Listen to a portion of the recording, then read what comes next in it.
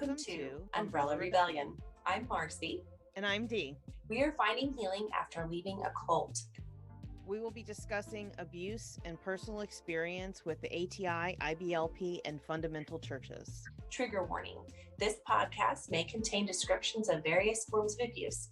Please take care for your safety and well-being while you are listening. If the content becomes too much for you to handle, please turn this off. We hope to expose harmful teachings that lead to and justify abuse, with the hope that those that are experiencing abuse can find support and escape from it. Welcome to Umbrella Rebellion. Hey, Marcy. Hi, Dee. Hey, everybody. This week on the podcast, we are going to talk about leaving the cult, our personal experience with our transition out of the cult, stepping away from those teachings, our family dynamics during that transition period, and kind of how our families reacted to it, our struggles, our triumphs, all those things. And then we're going to kind of talk about, just some common things that we've seen from other people's perspective that we've seen in the recovery groups that we're in, and just kind of how it really differs kind of from family to family, how it's received when a child leaves the faith or the cult of IBLP ATI. For those that are new here, Marcy and I are former members of the IBLP, Institute in Basic Life Principles, and ATI, Advanced Training Institute, cult. It was founded by Bill Gothard, who, if you go to the other videos, let me tell you all about it. It's also the organization that the Duggars belong to. Their homeschool stuff. And they've done presentations and stuff at some of their big meetings and stuff. A few things. First of all, we want to send our love and our prayers and thoughts with the people of Ukraine. It is so sad to see what they are going through. I cannot even imagine it. And for the countries that are taking in the refugees, our thoughts and prayers go out to y'all. And there's just so much heartache and destruction, and our heart goes out to y'all. And I don't even know if we have any Ukrainians that watch our show, but if we do, we are thinking of you, and we just can't even imagine what y'all are going through. I just didn't even I knew Putin was not a good person, but I just never thought this day and age that we would be World War III, brink of World War III coming on. It's just like, I just didn't even, it's crazy. It's crazy. So, yeah. So our hearts go out to all of y'all. So we are on YouTube. You can subscribe to our channel. We are slowly taking up our way to the monetization level. For those that don't know, for YouTube, you have to have 1,000 subscribers and 4,000 watch hours. And I think we're a little over 3,000 watch hours, which I am so excited about. So if you know anyone who might be interested in listening to our podcast, please share it with them and ask them to subscribe to our YouTube channel. It will help us reach monetization. It takes a lot of time and effort and energy and money for the podcast stuff like microphones and the StreamYard. So it does cost us a little bit of money. So if you subscribe to us, it doesn't cost any money out of your pocket, but it will help us to get to the point where we can get ad revenue. And we would really appreciate that support. So if you're listening to us on the audio podcast platforms, we would really appreciate a 5-star review. You can do that on Spotify now. They have a new feature where you can give us a star rating, and we would really appreciate that 5-star because we're awesome and funny, and we make you laugh and cry about cults. And on Apple Podcast, if you just leave us a little message, I hate you girls. Y'all are ugly. I don't know. I don't care. You can say whatever you want. Just leave us 5 stars. That helps us with the algorithm, getting us out there to more people to listen to us crazy girls talk about our experience in the cult. And let's see, we do have merch. We have 2 t-shirts. You can get either the Umbrella Rebellion logo, or you can get the Freed from Tyranny one if you feel that you are in the group of people who have been freed from the tyranny of the cult, or you just want to show your support. We would really appreciate that. All right, Marcy, why don't you go ahead and start today with kind of your story about leaving? Okay. So for me, it started as a slow process. I just started questioning some of the teachings, nothing specifically, just really kind of beginning to balk at some of the requests they were making of us, or the teachings that were being done on staff meeting nights, and because they were getting crazier and crazier. And so my logic was saying, this is getting really, really weird. And then I started doing things like I would listen to music that we weren't normally allowed to listen to, with the rock beat in it. Started exploring some of those other things, watching movies on my computer that we weren't allowed to do. I would sit in my car with my laptop and watch a movie out in the car. And the rock music was fairly benign. It was old country. Right. Yeah.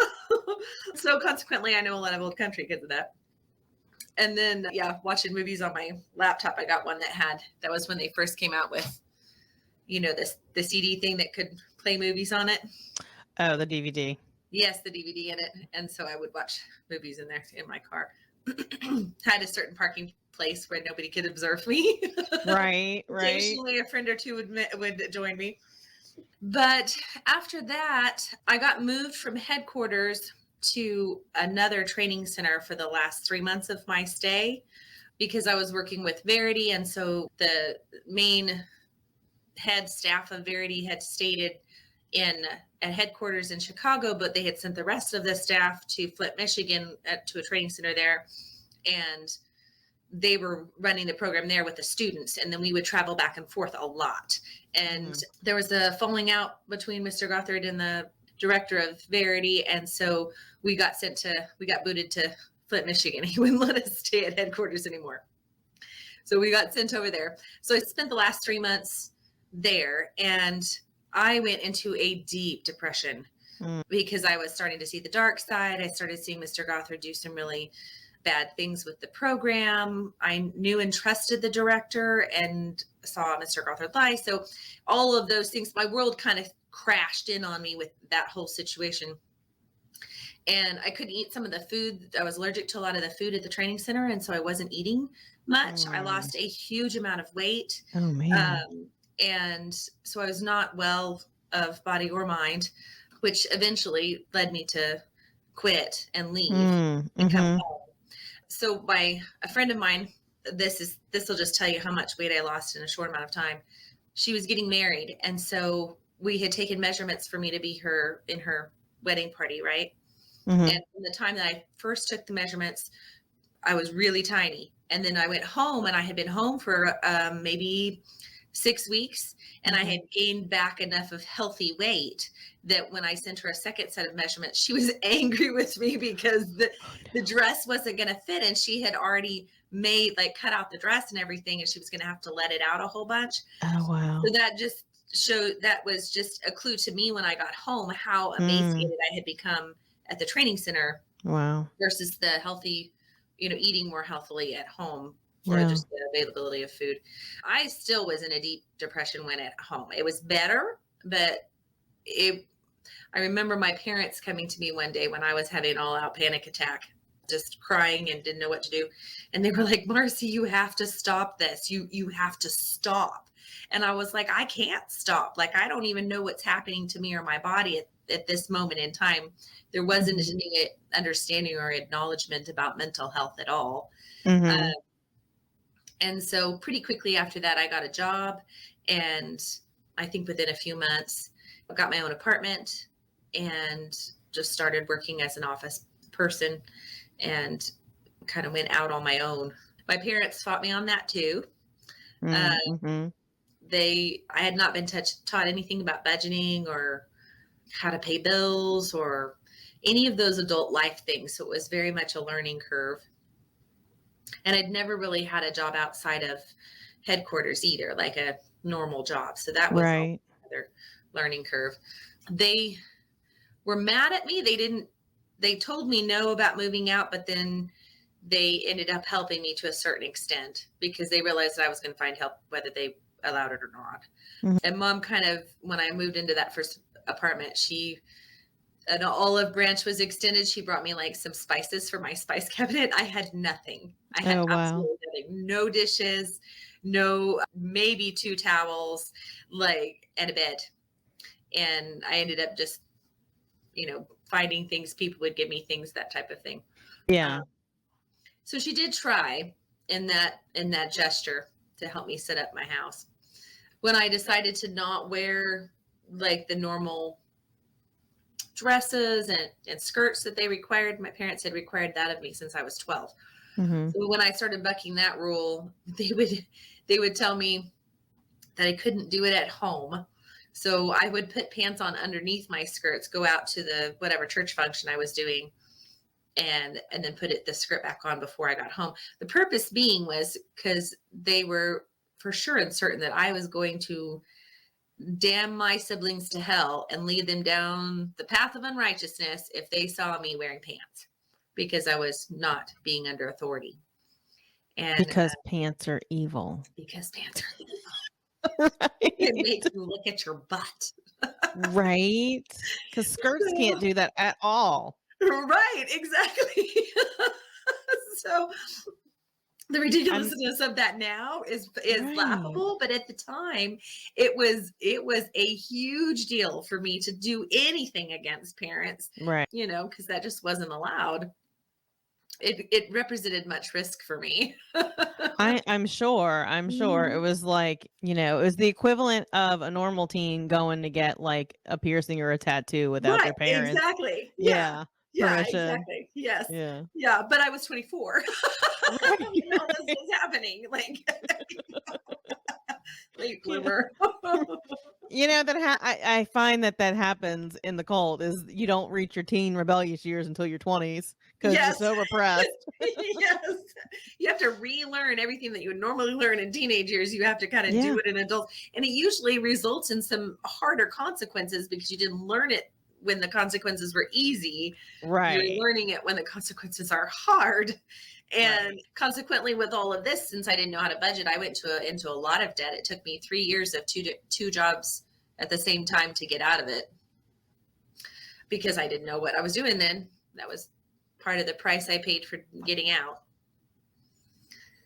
So. Sorry, my dog's freaking out. I don't know what he's freaking out about. Okay, so you kind of transitioned into your own housing, and that was kind of not received by your parents, and then they kind of like a little bit accepted it. So, yes, I still got a lot of pushback, but I think they were a little taken aback that their sweet, timid, merciful Marcy, because I was a Marcy, was even having enough backbone to say no. Because I had never done that before. So hold on. What are you doing? What? Come here. What do you want? What? I see his shadow. He was like on my recliner, like, oh, he's trying to climb on. Oh my God. Do you want to go out? Okay. He's hold so on. Cute. Okay. He was like sitting on there, like whining at, like, oh, and I'm like, oh my God, you need something. I don't know what you need. That sounds like majority. That's his sound he makes. He has different sounds for different things he needs. Freaking pit bulls. All right. So I was asking, like, when you moved out, when you came back home after you had moved out, did they like give you a hard time about like what you were doing in your life and how it was affecting your siblings? Once you were on your own, they would come at me about it every now and then. But once I wasn't in the home, it represented less danger because then I wasn't influencing my siblings. So that was the core part of their argument, was that I was going to influence my siblings and draw them away too and cause them to stumble. And they didn't want me to do that to them. So you were out of sight, out of mind. Yes. So there was less effect on your siblings, supposedly. Yes, supposedly. Now, that isn't to say that rock music didn't happen in the car when they were riding with me. And years later, I did try to honor it most of the time, but I think some things did slip through. And my siblings would probably remember that better than I do. But my sisters came back years later and said, Marcy, we knew that you had pants underneath your skirts. Like, we knew what you were doing. You thought you were being so sneaky, but we knew. And I was like, yeah, I mean, I was being sneaky. At some point, I quit caring. Right, right, And right. I think it progressed from where I would wear a skirt out and I would have a pair of pants packed and I would change at the Quick Trip, the gas station at the corner Mm-hmm. in their bathroom, and then continue on to my destination. And after a while, I got tired of that. And so I just started putting pants underneath the skirt, which of course you would be able to see or realize that there was something under there. And I think that's when they caught wind of it. Yeah. Yes. As my sisters got older, my brother was kind of his own person, and the parents let him do a little bit more just because he was male, but it broke them free faster. Mm-hmm. So earlier in age. So I was 24 when this happened. Nick was a little bit younger. Becky and Kat were even younger than that, but when they got out and stopped following those type of rules, so it just started the chain reaction. So in a sense, I did lead them down to freedom instead of certain, damnation. Right. So when your parents saw that your siblings were following your path to, we call it freedom, I'm Yes. sure they called it rebellion. Mhm. How did they respond to, I guess, what you're comfortable with sharing? How did they respond to them, and did they try to blame you for it? I think by the time because Becky's 7 years younger than me, so Mm-hmm. by the time she got to the point where she was gonna buck rules like that, I had moved farther away and then overseas, and so they didn't have a lot of contact with me that would make it easy for them to really give me a hard time about it. Also, I was on the mission field, and so they really couldn't argue with me there. So You were still serving God, right? yes, So yes, maybe I yeah. redeemed myself a bit Right. for my previous rebellion. So I didn't get a lot of backlash from when the girls did it. They got a lot of backlash. Yeah. They were given a really hard time about it too, but it didn't really come back to haunt me too much later. We would have an occasional conversation and a disagreement. There was a lot of, because my mom was the one that addressed these things, not my dad. She was kind of his spokesperson. Mm-hmm. There was a lot of going back and forth of, we don't understand why you're doing this. Why would you do this to the family? Why are you ruining our reputation? And then they would go to the pastor and talk to the pastor about me because I was so rebellious. And then they would come back and talk to me, and they would say, we're going to agree to disagree. So I think that's what the pastor finally told them to do, was just to agree to disagree. They had a more balanced view on adulthood, because part of the problem here too was that there was no, even though we were supposed to be adults from 12 on, and our responsibilities at home were very much adult responsibilities, once we shifted into having our own mind and thinking on our own and trying to do stuff independently, independence was really, really looked down on. Like, it was a very codependent viewpoint, and they really, really had a hard time letting us be our own person outside of the family unit.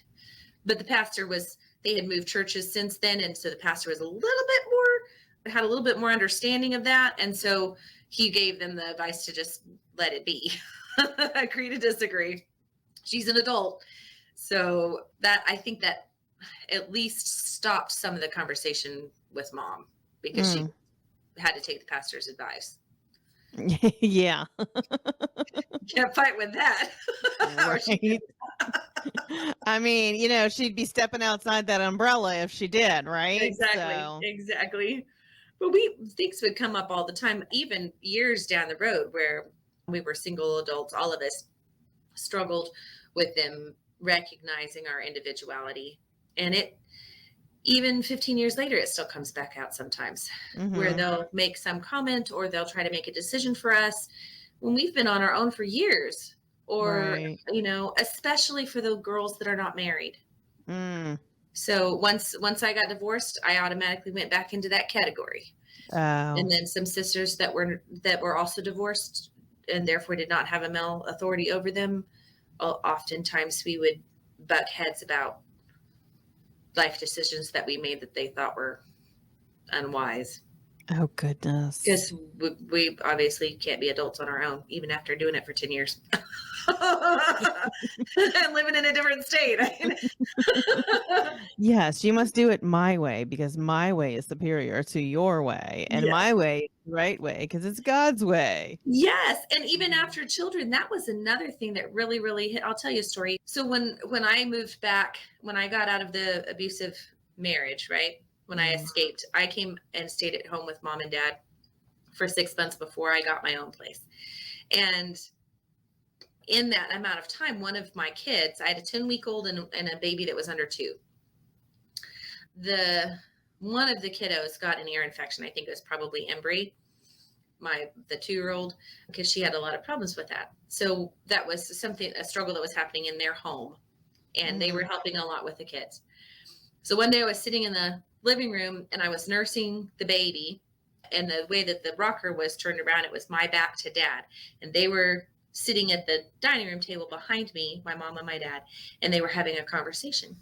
And it went something like, my dad said to my mom, "So what are we going to do about Embry's ears?" And mom said, "What are we going to, I don't know. What are you talking about?"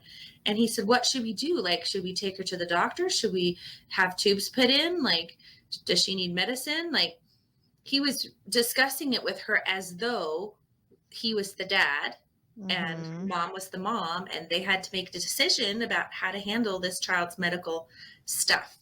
And I was sitting in the room nursing my second baby, and he's talking about my children like that. And so I said, "Mom, here, I will make the decisions and I will decide what will happen with her." And it was a eye-opening experience to realize, as soon as I was out from underneath that husband's authority, and as soon as I was back in that home, that was like just automatic. Right. I'm the authority of my home, and all decisions have to go through me. Therefore, if there's a child in that home, whether it's my child or my grandchild, I get to make decisions for them. And it's not even probably conscious. No, I don't think it was for him. It was a very natural comment to him to try to discuss it with mom. Now, mom had enough forethought, and she had walked away from some of the thinking enough, or she had come to understand her adult children enough to know that we could make our own decisions, especially when it came to me as a mother. Like, she had been really careful about letting me make mom decisions and respecting those decisions. And she still is really good about my mom decisions to this day. So That's she good. has come leaps and bounds from when we started this to her understanding of it now, which is why she kind of backpedaled when dad said that. Was like, "What? I don't know what you're talking about. Why are we talking about this?" Like, why are we dealing with this? I'm not sure. I really don't know. And she's come to me on multiple occasions and asked, "Was this okay for me to do, or was this okay for me to say, or I was uncomfortable with this and I wanted to get your opinion." So she's much more open-minded now about that. Small things still come up, but it's much better than it used to be. Right. They kind of like y'all have kind of like established some boundaries in your relationship. Yes. So that took all 6 kids establishing some really hard boundaries and really, really getting frustrated with them over multiple years for them to finally figure out they couldn't push those boundaries. So after all of that, after all that really hard boundary work for all 6 of us with them at different stages in life, now they see those boundaries and they're more respectful of them. And they only get maybe run over every now and then. Right. But then y'all are able to like quickly like, nope. Yeah. This is a boundary. Yeah. When they hit them, they slow down faster than what they did before. And they don't argue with us anymore. Before, they tried to convince us convince us that we were confused, or that was not the right decision to make, or that we were wrong. Yeah, I don't know. Multiple ways of that, but Right. Just trying to debate you back into Yes. the right way. Yeah. Yes. Yeah. Hmm. So I did have a question. You had talked about when you were at Flint and when you were working with Verity that Hmm. you had lost a bunch of weight because you weren't eating properly. And I was just wondering, like, did you ever go to anybody and say, I'm allergic to these foods and I can't eat them? And did they ever try to get you the foods that you could eat? I told them that I was allergic to, so I was allergic to things that would cause migraines. So, like nitrates in lunch meat Mm-hmm. and some things like that. And they said, oh, well, thank you for telling us. And we're very sorry about that. And just try to eat something else. But that didn't mean that the, that the only thing they provided for lunch wasn't going to be just sandwiches. And so I couldn't eat it if it was just sandwiches. Um, Right. or I would eat, I would eat whatever I could on what that they had laid out. I think that, so no, there wasn't much accommodation for Mm. that because they were buying in bulk MSGs and a lot of things. And I also could not eat the MSG. Mm-hmm. Um, I wasn't hungry a lot of the time. I was in such a deep, deep depression that Right. I just would forget to eat. And we Mm-hmm. were also being overworked. So I didn't Yeah. have enough time to eat. Mm-hmm. So yeah, there were lots of hours in that job. And I was trying Yeah. to do school on top of it. So I was trying to work a 40-hour-a-week job Wow. and do school at the same time. They tried to provide us time to do our things, but it was too much of a startup. It was kind of a ridiculous schedule. Right. Right. Mhm. Yeah. All of that came second to your job. Yeah. Yeah. All right. Well, so that kind of brings me to like, do you know what Goddard's teachings were about like food allergies? Because I think I remember hearing something, and I know there are some weird ones and I don't recall what they are. I know what it was. I think it was when I was watching the basic seminar video, Oh, and it yeah? talked about bitterness being connected with the gut, and that food, like different things that Mhm. happen in your gut are related to bitterness. So if you have any GI problems, it would be because of Bitterness. bitterness. That doesn't surprise me at all. I mean, Oh, that sounds vaguely familiar. right. Yeah. One of the very few areas that my mom didn't comply with was in the area of medical and Mm. sometimes food, a little bit with food, but she kind of chucked all that to the wind. That was one of the only parts that she did. Oh, wow. Okay. She's very pro getting medical help when you needed it or medicine when you needed it, or Mm-hmm. um, that was kind of her thing. So, but mental health wasn't addressed. So Mm-hmm. um, if it was a diagnosable thing, Mm-hmm. then like ADHD or autism or some kind of ailment, then that was okay. But the just having depression or a mental breakdown, or because really what I had at the end there, that for that last 3 months that ended me being there, I had a mental breakdown there. Mm. And so I didn't even know what to call it. I didn't even have the words to, because I had never been taught that there was such a thing as a mental breakdown. Mm-hmm. So it took me years later to figure out what that actually was and what was Mm. happening. So at one point I was in my room there. I was hungry. My blood sugar was low. So even if I wasn't realizing I was hungry, my blood sugar level was low. I had been sick a lot.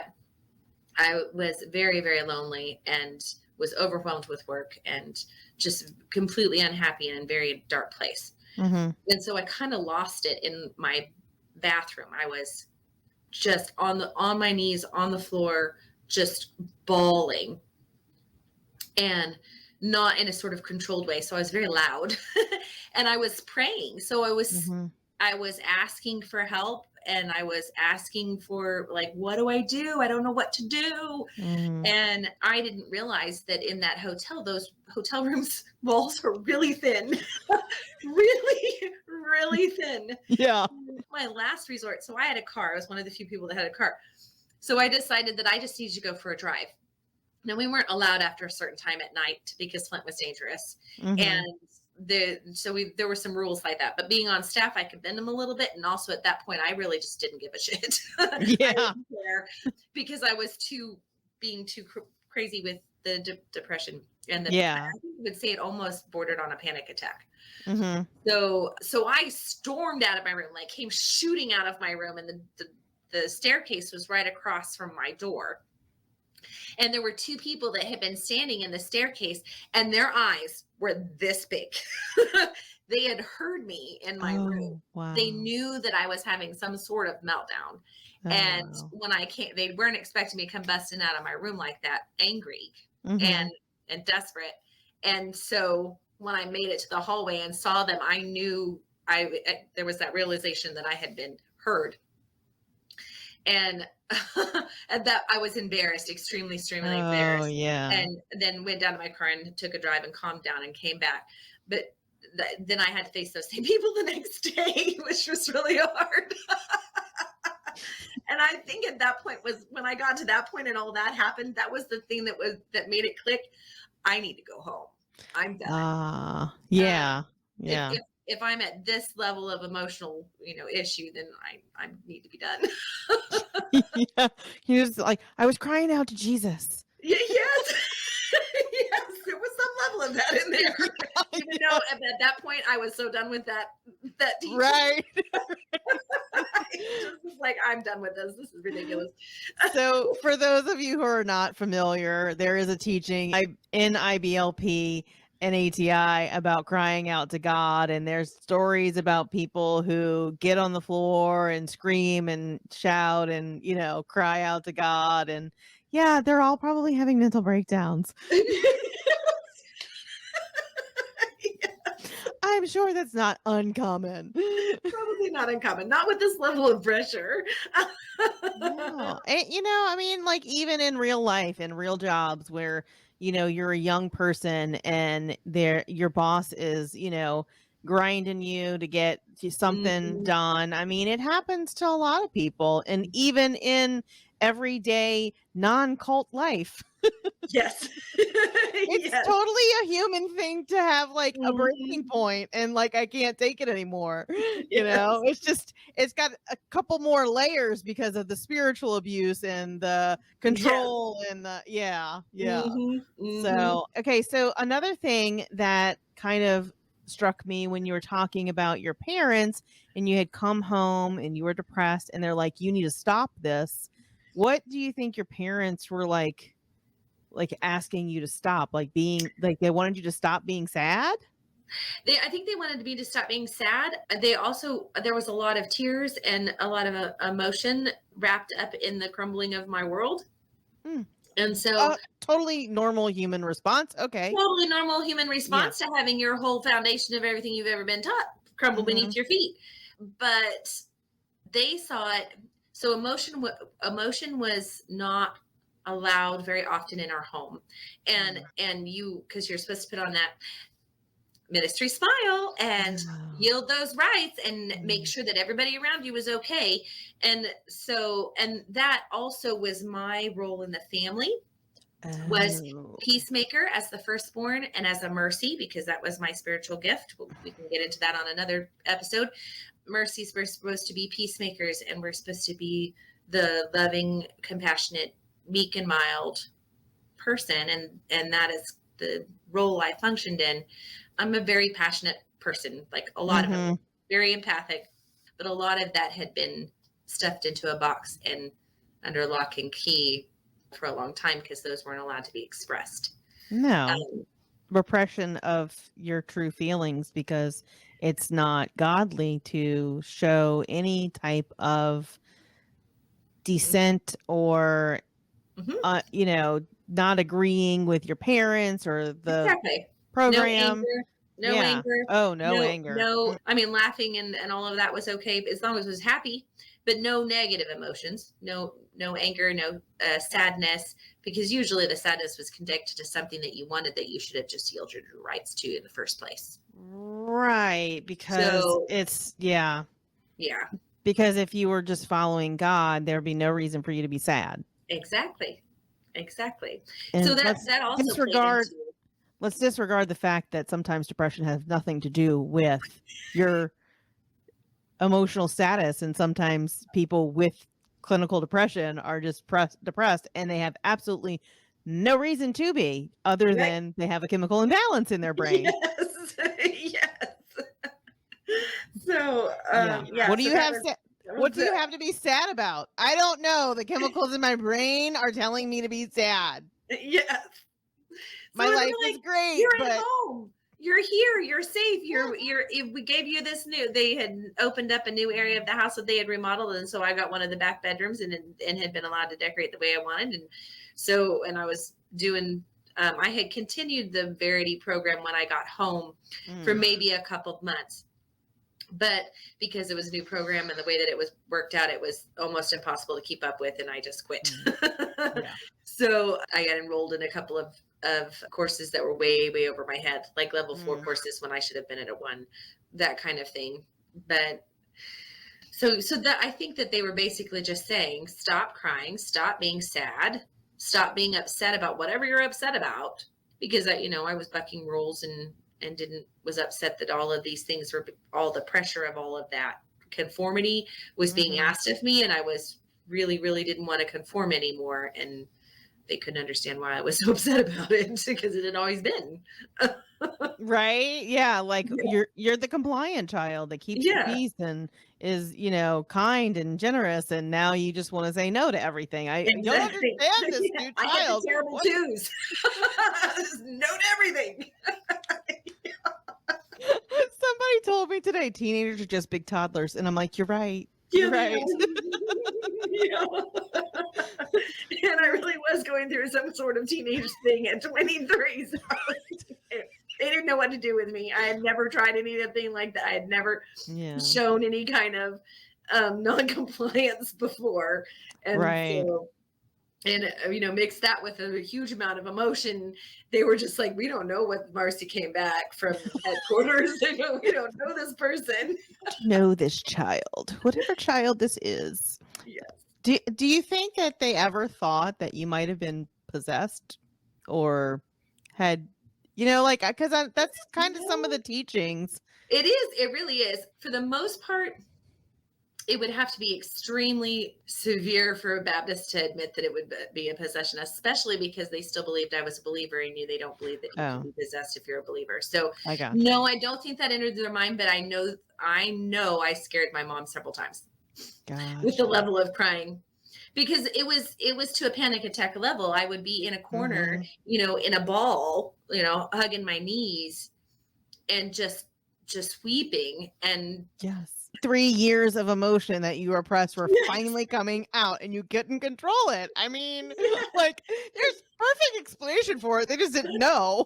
Yeah, I just didn't know how to tell them what I was experiencing. Right. And even if I did tell them what I was experiencing, they didn't understand it or said it was not, it couldn't possibly be that, because why would you go against these principles? Like, it's not right. So you're causing this to yourself. You're rebelling. So yeah, you're going to be sad.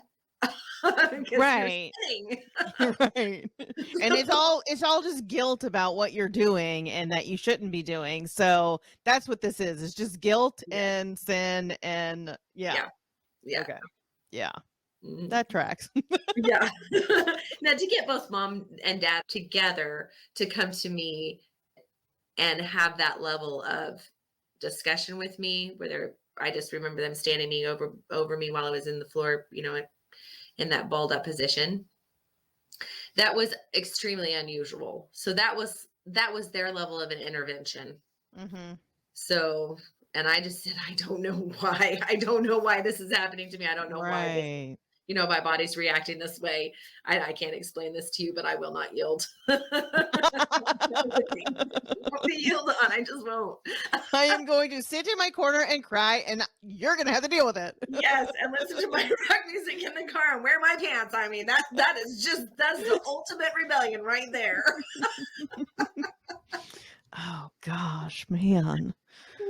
Oh, so where are things now with your, I know we've talked about it on other podcasts that everybody is out of ATI, IBLP, whole cult. Your parents have, distanced themselves from it some, but still hold on to some of the beliefs. So how are the relationships today? So the relationships are relatively good now. I can have conversations with them. We keep it on easy subjects. We don't go over ATI. We don't go over viewpoints like that. We don't talk politics. We don't really talk religion. So we stay on safe subjects. Boundaries. Yes, boundaries. Yes. Hard-won boundaries. So I would say really they're relatively good relationships now. That's good. I know that some of the ideas and core beliefs are still there because they do occasionally come out, especially in traumatic situations. They automatically revert to those. And so that's come out more recently, where I would thought that maybe some of that had gone by the wayside or had been forgotten or just let go of, and it wasn't. And that always makes your heart sad when you think that they're a little bit more free than they are.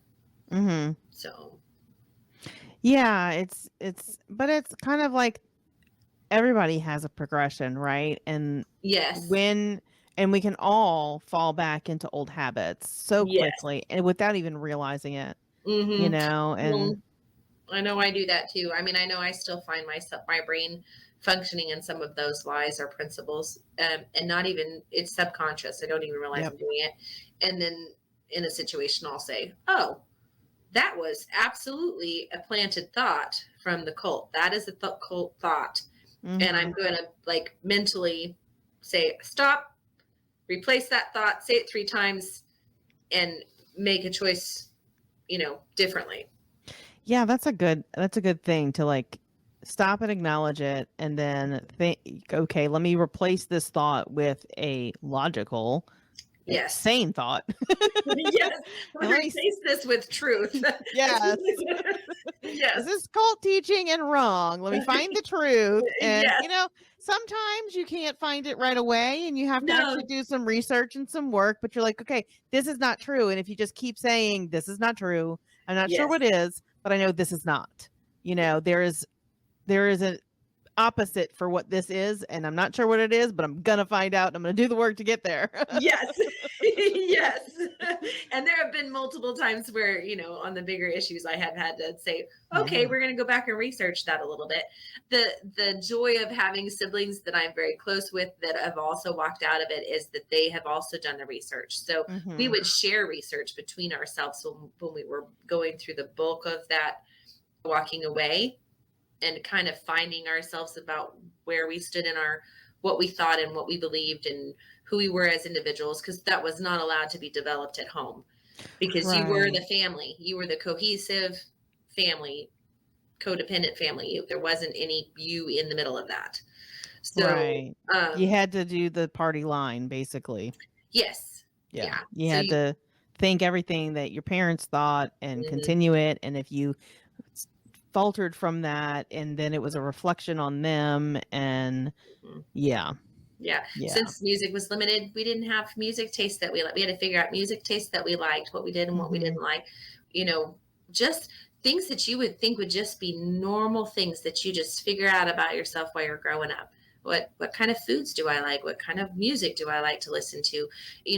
They talk about in high school, if you're in the goth group, or if you're a jock, or if you're a cheerleader, or if you kind of have groups that you're in, and you kind of figure out your personality, and that was not there for us. We had to figure it out in our early adulthood. So we would compare notes as we were doing research, and then share what we had learned. We didn't always come to the same conclusion, but we have found that we will share information like that. So your siblings, obviously, y'all all don't think the same thing anymore, and y'all vary in y'all's, conclusions to your new truth. So how do y'all, like, the parents can get a little bit crazy when it comes to trying to convince you that their way is right. How do the siblings work on that now that y'all are out of the cult? With my parents, how do they work? No, like within the relationships within our sibling group. Yeah. Okay. We are all very close. And if we disagree, or if we have a question about something, it is an understood rule that we can always be open and honest with the other person, and there's no judgment there.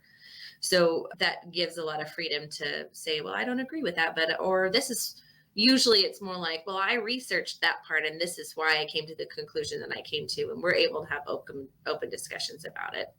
And agree to disagree, huh? And agree to disagree. Yes. That's awesome. That's awesome. I love that. I love that. Yeah. That's And pretty most of cool. the time, our differences in beliefs are very, very small. I think that each one of them has their own level as far as what they believe, how much they want to be involved in religion. So I'm still state that I'm a believer and still pray and still talk to Jesus, and I will talk about it with them like that. They have their own position on how comfortable they are with religion and whether they believe God is real, or, they've all found their equilibrium in that. That's good. That's good. That's awesome. Yeah. It's really, I'm sure, like, because y'all were going through a lot of the same things. I know y'all have quite a bit of an age difference between some of y'all, but like to be able to have that support group between the siblings, and y'all are all at varying degrees of your journey, and y'all have come to varying degrees of y'all's, like, where y'all land. It's kind of for us, we're a little more disconnected than that. We're not super, super close, but like we all have like specific things we're close with the other sibling about, I guess, is, Yes. and some of our relationships are starting to get closer, so we're still in the, I guess, because there's a 20-year age gap between me and my little sister, there was kind of a delay, for some of the getting out of it. It's actually been quite recent that some of my family's been out of it. So yes. So, and see, I think the youngest one of us, the last two really weren't in it in their high school years. And so there's been quite a bit more time since any of us have been in it. I would say two things have contributed to good sibling relationships. I would say we moved a lot as kids, so we didn't have, and we were very isolated. So we didn't have a lot of other people that built relationships for us in the group, in the sibling group. Two, that we parented one another. So we've had multiple discussions about how we parented each other. So I parented the younger siblings while I was there. When I moved out to Chicago, that helper of the family skipped my brother, shifted into the next sister, and she took over big sister responsibilities and helping my mom run the home. And so she parented the kids, and it just moved down the line as each one left. They allowed the next two girls to go to college. So when they left, and they're close together, so they went about the same time. We've talked about that a lot, where we think that those relationships were forged in just having to figure things out together. Yeah. And we did things like we did sibling nights and really worked on relationship that way, where we were just spending a lot of time together. So y'all are obviously all pretty much living close enough to interact. Yes, and that's another key. Yeah, we're all within, like, I think at like a 4-mile radius, maybe 5. Oh, it hasn't always been that way. It hasn't always been that way, but yes, that's super close. We've each had our times where we lived in other states and for years at a time, but more recently we've been in the same area. Well, that's awesome. Yeah, I have my oldest sister is in Florida, and my brother is in Oregon. Oh yeah, you're way like I think the furthest we got was St. Louis, which was 6 hours away. Maybe. There might have been a couple times where they were further away than that, but a couple of times where they were overseas. But yeah, so for a while I was the only person that was living in the same town as my parents. So yeah. Did that get you extra attention? Like, if they couldn't focus on the other kids, did they give you more grief? So loaded question. It is, because I like barely moved out. I was back and forth living with them so much in my adult life that it was like I always kind of was the adult kid that got all the attention because I needed it, because I needed a place to stay. So, I moved back after I got from the Air Force. And we can kind of go into that story in our next episode because it's been like 50 minutes. Has it really? Yeah. That's a whole lot longer than what I thought it would. Guess we just have a lot to share. Yeah. It probably helped that you went first too, so you weren't so tired. Yes. Yeah, today was long. We just came off the stomach bug. It was Right. rough. So I guess we'll kind of end our episode on that cliffhanger. Okay, little teaser there. Little teaser of D. did I get special attention or not? And what kind is special? So let's see. Anything else? Oh, I was scheduled to have an interview with Dine in psychology, but due to some scheduling conflicts, we weren't able to get together. We are working on getting a new date for us to do that, and hopefully we will have some collaborations with her in the future. We definitely want to talk about mental health on this channel. We are working on getting some podcasts together to talk about mental health, the different forms of abuse, recognizing abuse, looking for red flags in relationships, whether they be intimate or parent, child, all that kind of stuff. So things are coming. It's just slow progress. Life happens, all that stuff. So hang in there. We got some more videos coming. Now, the other thing is the live for this month.